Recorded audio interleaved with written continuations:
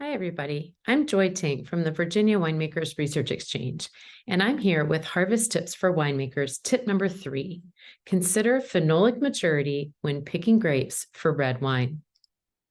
In tip number 2, we talked about a few reasons you might let your red grapes hang a little bit longer, including the decrease in pyrazine and the evolution of berry aromas after the end of sugar loading.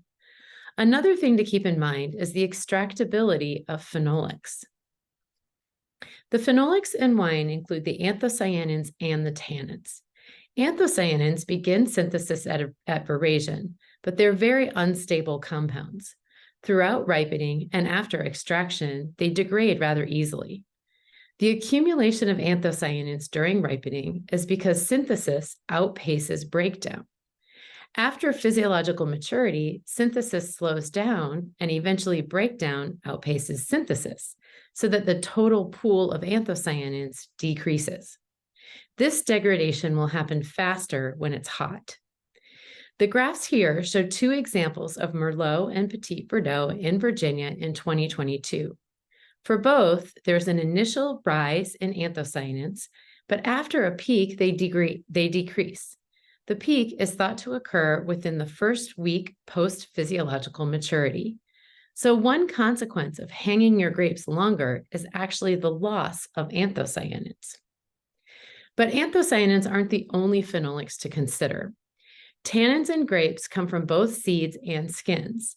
These have different trends during ripening and different sensory effects. Seed tannins are synthesized in high amounts before veraison. As seeds mature, the seed coat lignifies, and these tannins become much less extractable. Seed phenolics are thought to be more astringent and bitter than skin phenolics, so it's advisable to hang the fruit long enough to minimize their effect on the wine. Catechin is a good marker of seed tannins, and when we measure catechin, we can see that it indeed declines during ripening. Here, you can see a big drop in catechin, up to 30% over the course of just 2 weeks. Even if you're not measuring the seed phenolics, you can actually see the lignification in the seeds because they turn from green to brown. So when you do your fruit sampling, make sure to make note of the seed color and try to wait until they turn brown before you pick the fruit. Most of the tannin in wine comes from skin tannins. Like seed tannins, these are synthesized pre-veraison, but unlike seed tannin, they become more extractable with maturity. So if you look at total extractable tannin, you'll initially see a decrease as the seed tannin is extracted less, and then you'll see an increase as the skin tannin is extracted more. Waiting as little as a week can make a big difference in the amount and type of tannin that you have in your wine. If we put all of this together, then the decision to pick reds will depend on the style of wine that you want to make. It's better to pick for fresh, fruity, early release reds when the seed tannins are low, but before the skin tannins have begun to rise.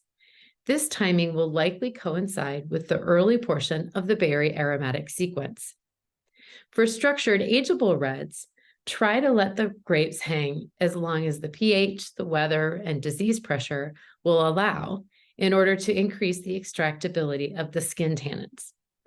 If you want more detail on the changes in extractable phenolics during ripening, check out the Virginia Wineries Association Ask the Experts video with Dr. Steve Price from ETS. It's a great resource on this topic.